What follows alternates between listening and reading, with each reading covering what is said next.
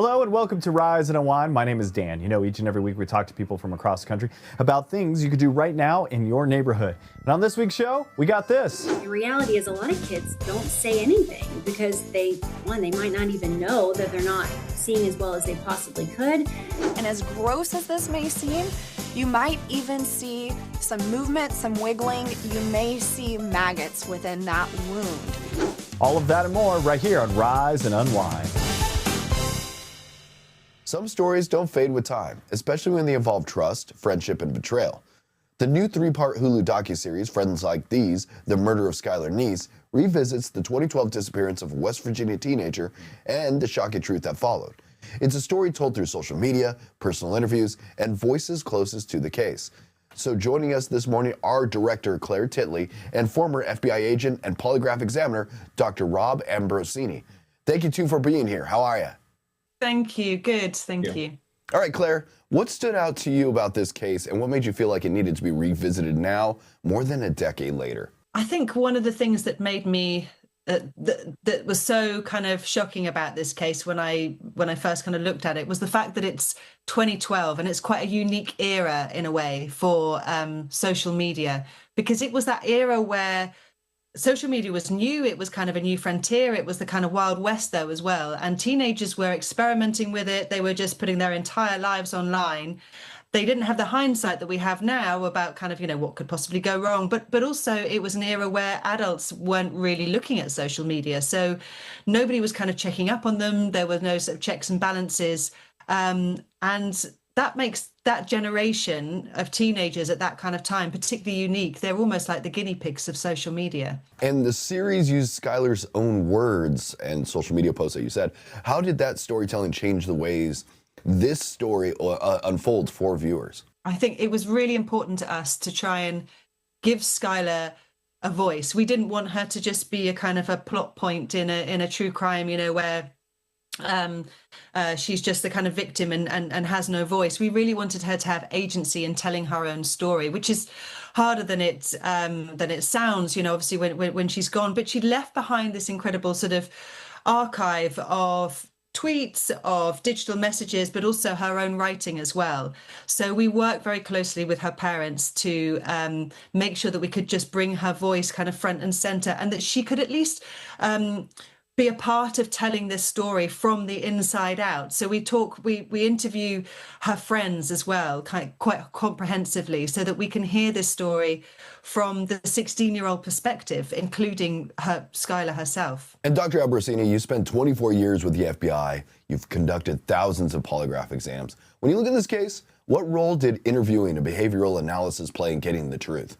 Well, interviewing really played a significant role. And long before I became involved in the case, the two young girls, they were interviewed by case agents, state troopers, local police investigators. And during that process, you kind of started seeing this evolution of what really should be fact, right? When things are fact, it doesn't change, right? The truth is the truth, and it's always going to be the truth. But there were indications during these interviews that really did result in kind of like this evolution of their story. And of course, when that happens, the logical investigation is, why is this person changing that story, right? So this case is kind of about the behavior that's exhibited, the ideation, what's going on, what are they thinking, and how are they communicating? And that really speaks to the social media that you have here, which again was kind of in its infancy stage, if you will, compared to what it is now. So really, a lot of it did come down to the really significant interviews that the investigators were doing. And one of the most unsettling aspects is how normal these friendships appeared on the surface. How does this case reveal about the hidden conflict, especially among teenagers? I think I think what we really wanted to do with this series was kind of remind people what it's like to be 16. It's very easy to forget when you become an adult, and put that behind you. But about the fact that when you are that age, your brain behaves in such a way that your friends become much more important than your parents, than your family. Everything is very heightened. your reasoning is off, if you like. Your idea of consequences, is very different to that of an adult. And when you have that combined with social media that is completely I say unregulated, but unwatched by anybody else, that's where the kind of combination was kind of so dangerous, really, I think, particularly for that generation who didn't have the hindsight that we have now. And Claire, after someone watches all 3 episodes, what do you hope stays with them? I hope people do reflect on their own use of sort of social media, on their children, on their family as well, and remember what it's like to be that age.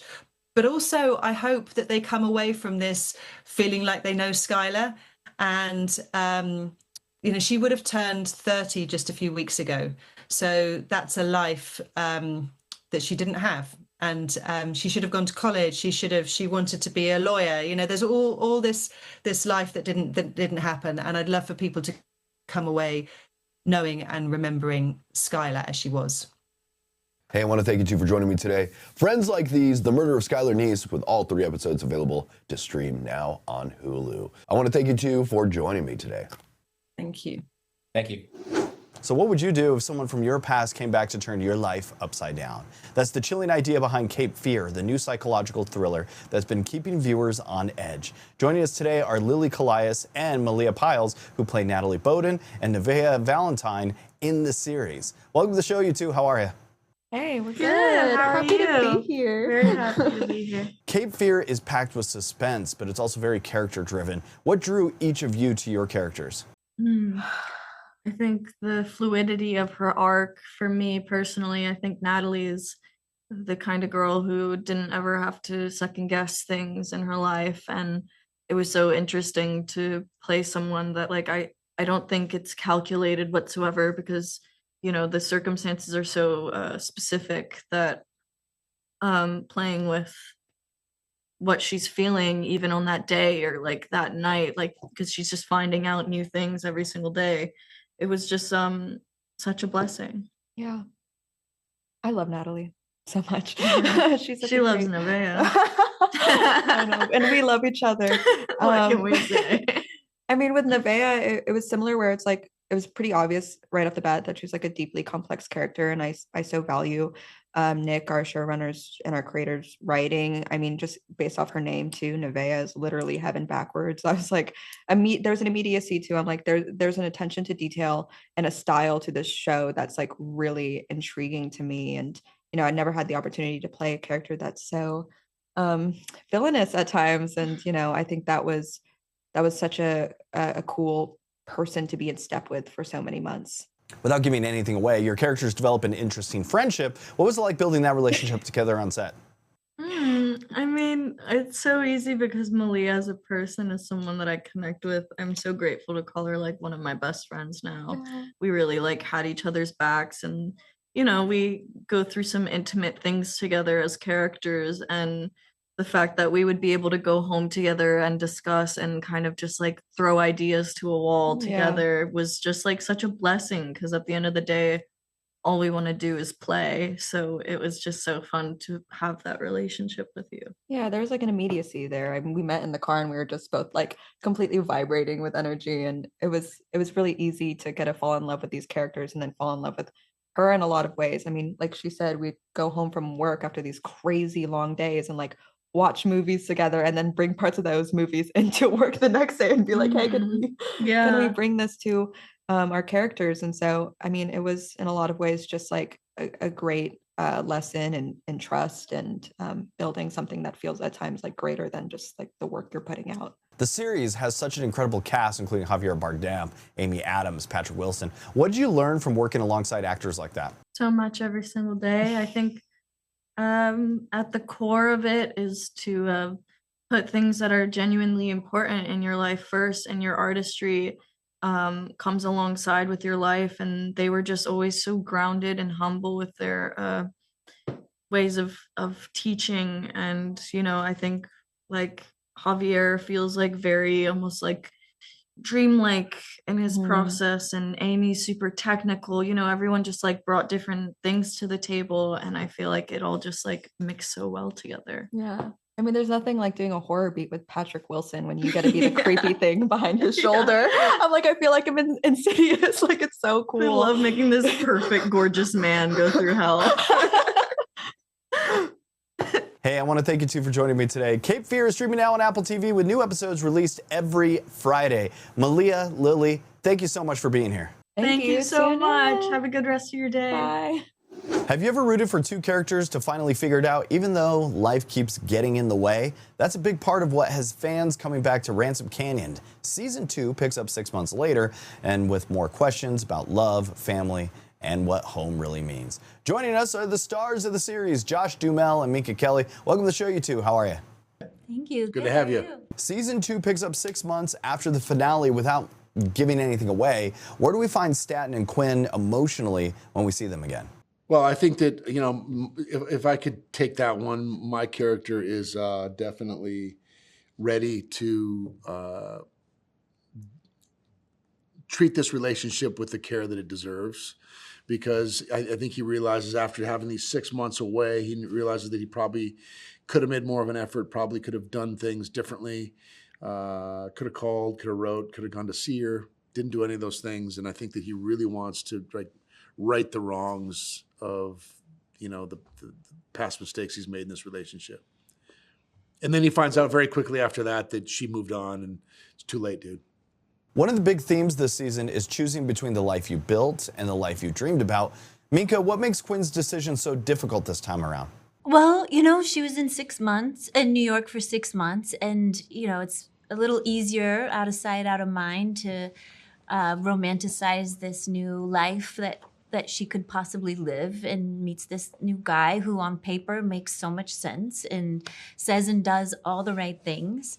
And then she goes home as she'd always planned, and she's then faced with this new version of Stanton that she's wanted from him her whole life. And it's a little too late. So now she's in this predicament of, do I turn my back on this new thing that feels fresh and new and potentially promising, or do I take the opportunity, this chance to fulfill this dream of hers, you know, where she comes home, where she realizes that home isn't just this place, it's this person. And that just becomes so undeniable for her. And home is where the heart is. And Josh, Stanton has always been driven by protecting his family's legacy, but this season seems to put love more at the center of his journey. How does that change him? Well, I think that the two kind of go hand in hand. The ranch has been so part of him and his family for so long that he sort of conflates the two. Like family, land, legacy are all kind of part of all he cares about, really. And when he loses, sorry, I took this hat from the set, I'm going to take it off. When he loses his family in season 1, he sort of loses his purpose and not really sure how he wants to go forward with the ranch. And I think that there's something happens along the way when, I think it's after she leaves, that he really realizes that he wants to share this with her. He doesn't want to go forward without having Quinn with him. And all of these things sort of come together to give him this purpose to keep going with the ranch and keep doing these things that he's done forever. And without her, there's not really much reason to keep doing it. Also, the chemistry between the two of you has become one of the biggest reasons fans have embraced the show. What is it like continuing that relationship this season now that the stakes are even higher? I think this season was really fun exploring this. You know, it's a whole different sort of energy between the two of them. You know, it's like she was gone and was able to just sort of, she went to play with the New York Phil and choose herself and live this new fun life out of sight, out of mind, and have some fun for a little while. And then she comes home to this new version of Stanton where he's so light and charming and funny, and this is the love of her life. And so that new dynamic between them is really fun in season 2 to play with and to be genuinely charmed by. And so it's a big difference from season 1 and season 2 in that regard, I think, which is really fun. Josh, Minka, I really want to thank you for hanging out with me today. Ransom Canyon Season 2 is now available to stream on Netflix. Thanks for hanging out with me this morning. Thanks for having us. Do you ever wonder if you're focused on the right nutrients? Protein gets a lot of attention, but experts say many of us could use more healthy fats and fiber. Marina Chaparro is a registered dietitian, and she's here to explain why those nutrients matter and reveal one everyday food that makes it easy to get both. Welcome to the show, Marina. How are you? It's so good to be here and excited to talk about this maybe mystery ingredient. All right, you say there are two nutrients many of us aren't getting enough of. Okay, so what are they, and what is that one everyday food that can help us get more of both? So I think protein is definitely having a moment. We've been hearing it everywhere, but these two nutrients that we should be paying more attention is going to be fats, heart-healthy fats, and it's going to be fiber. 95% of Americans do not consume enough fiber. So if you were to ask me, what is this one mystery ingredient that we should be eating more of? It's going to be avocados. Why? Because avocados is one of those natural food that combines those heart-healthy fats and the fiber, which again is super important. So whether you're trying to lose weight, manage your blood sugar control, or just feel better, I need you to start asking, where's my heart-healthy fat? Where's my fiber? Once people hear it's avocados, they might think they're just a healthy topping. How can fiber and healthy fats in avocados actually support weight management and people living with type 2 diabetes? So when it comes to weight management and diabetes, it's not about eating less. It's about how to eat smart. So the best way is to remember the 3 F's. Fat, fiber will equal fullness. When we include the heart-healthy fats and the fiber, it's actually going to slow down the digestion and may even help regulate some of that blood sugar, which is what we want. So I'm a dietitian, I'm a mom, but I also live with type 1 diabetes. So my advice is always centered on 2 things. Where's the science and how do we add more joy? And the science is really interesting because we know from research studies from Avocado Nutrition Center that when people consume avocados in a regular manner, it may actually help with weight benefits and can even help with blood sugar control. Again, what we want to see. And we all know avocado toast and guacamole, but you brought something a little different today. Can you tell us about this recipe and why it's a great breakfast or maybe even a snack option? Guac is great. It's getting all the credit, but I'm going to change your mind on how do we add avocado in everyday foods and simple recipes. So this is one of my favorite. We have this avocado blueberry chia pudding, super simple to make. We just make everything in the freezer, top it off with a little avocado. Another idea is we have this amazing avocado breakfast bowl. We add lots of ingredients, especially the leaves, the protein, the heart-healthy fats. And lastly, we have some icicles, some paletas, heart-healthy frozen avocado, banana, avocado, and orange juice. That is it. Your kids will love them, especially in this heat. GLP-1 medications have become part of the conversation for a lot of people. Where can avocados fit into a healthy eating plan for someone taking those medications? Some people may have some side effects on GLP-1s, especially when it comes to constipation. So that's why fiber is going to play a key role to help manage these side effects. Also, avocados, again, that heart-healthy fat, that fiber is going to help those smaller meals feel more satisfying, which is, again, what we're looking for. And if people want to try this recipe or learn more, where should they go? So check out loveonetoday.com/avocados for more recipes. Hey, I want to thank you for joining me today. Thank you so much for having me.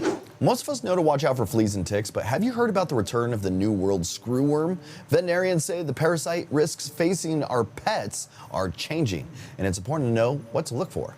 Joining us today is Dr. Casey Locklear, veterinarian and parasiticide medical strategic lead with Elanco Animal Health. Welcome to the show, Dr. Locklear. How are you? Hi, thank you for having me. The New World screwworm hasn't been a concern in the United States for decades. Why is it back, and what should pet owners know? Yeah, the New World screwworm was previously eradicated in the 1960s. Interestingly, folks in Florida may remember that there was a small outbreak in 2017 in the key deer that luckily was mitigated and stopped relatively quickly. But due to primarily the movement of cattle and the spread and expansion of wildlife, New World screwworm has reemerged in the U.S. It's currently active in New Mexico and Texas.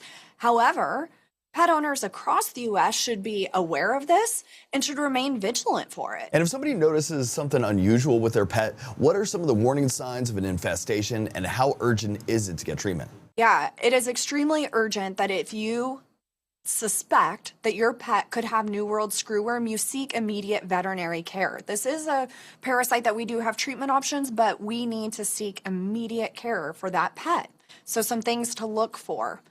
An unexpected wound. So this is a fly, and it lays its larva into the flesh of living creatures, and that larva feeds, creating unexpected wounds that may have some discharge, may have foul odor, and as gross as this may seem, you might even see some movement, some wiggling. You may see maggots within that wound. Those maggots are the larval stage of New World screwworm. It is where the parasite both gets its name and what makes it so dangerous. So if you see this, step one, contact your veterinarian. Seek veterinary care immediately.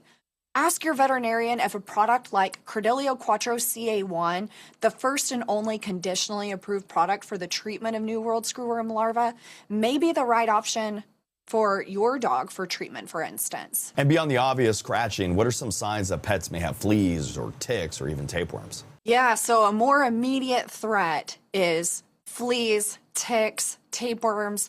Fleas especially are very persistent year-round in Florida. They love that hot, humid environment. But many people are surprised to know that ticks are really active year-round. Any day that is over 35 degrees Fahrenheit, there's ticks active somewhere in the United States, including Florida. So itching, scratching, some lesions in the skin, those are all signs that your pet may have fleas or ticks. And tapeworms can be pretty stealthy. They can be harder to detect. Oftentimes, you're not going to see signs of a tapeworm. You may see something that looks like a grain of rice on the stool of your dog, but more commonly, you won't see anything. So it's important to have a conversation with your veterinarian about having your pet proactively protected against fleas, ticks, tapeworms year-round. Are certain parts of the country seeing a greater risk than others, or is this something every pet owner should be thinking about? Every pet owner should be thinking about these things. In Florida, I really want pet owners to have heartworm disease at the top of mind. Florida, unfortunately, has plenty of mosquitoes. That's how heartworm disease is spread. Heartworm disease can be potentially fatal in dogs, but it is completely preventable. So if you haven't already, talk to your veterinarian about having your dog on heartworm disease prevention. And as a bonus, a product like Credelio Quattro not only prevents heartworm disease, but it also treats and controls those fleas and ticks we were talking about, intestinal parasites, 3 types of tapeworms. It prevents the transmission of Lyme disease. So talk to your veterinarian today to see if a product like Credelio Quattro can be a good broad spectrum year-round parasite coverage for your dog, especially if your dog's over 8 weeks of age and greater than 3.3 pounds. And when pet owners talk with a veterinarian, what should they ask to make sure their pets are covered against these different types of parasites? Yeah, New World screwworm's a great thing to get us up off the couch and get us partnering with our veterinarian if we aren't already. Talk to your veterinarian today about broad spectrum parasite coverage. Your dog should be covered against heartworm disease, fleas, ticks, tapeworms every month of the year, all year round, especially in Florida. Stay vigilant for New World screwworm, but really focus on covering your dog against those parasites year round.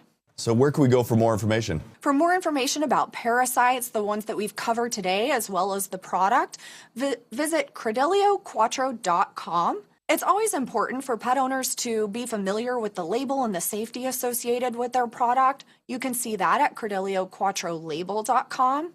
And for New World screwworm, if you're trying to remain vigilant, you want the latest updates, you want to see maps that are updated daily of where cases are, visit screwworm.gov. That's my favorite source of truth that is updated daily to help you track screwworm cases across the United States. Dr. Locklear, I want to thank you for joining me today.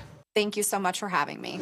Back to school shopping usually means supplies, backpacks, and new clothes. But when was the last time you thought about your child's eyesight? A lot of parents know good vision matters, yet many kids still aren't getting comprehensive eye exams before the school year begins. So joining us today with some important reminders is sports medicine optometrist Dr. Amanda Nanasy. Welcome to the show, Doctor. How are you? Thank you. Doing well. Thanks for having me, Dan. Parents know good vision is important. So why aren't more kids getting comprehensive eye exams before the school starts? I'll tell you, I think it's just because parents are so busy. We have a huge list of things that we must accomplish before they go back to school.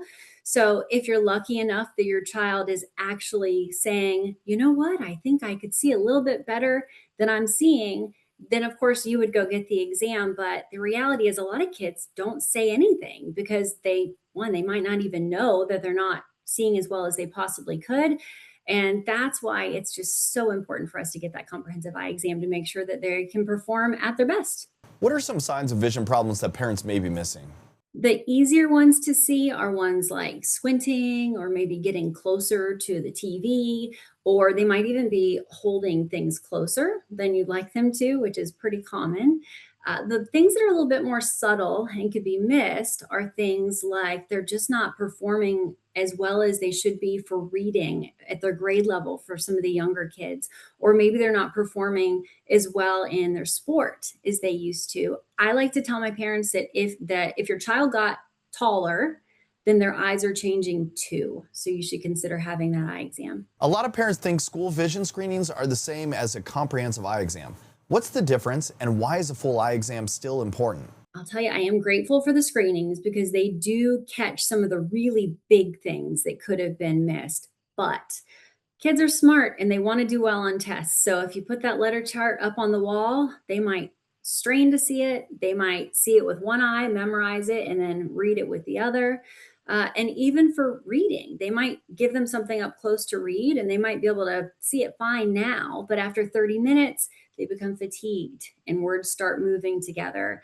And at the comprehensive exam, we're going to see if there's anything that we can do to make them as visually clear and comfortable as possible, make sure the eyes are working together. And we're also going to check the health of the eyes. There's no replacement for a dilated comprehensive eye exam to make sure that the eyes are healthy. And for teens that are balancing sports, screen time, and busy schedules, can contact lenses be a good option?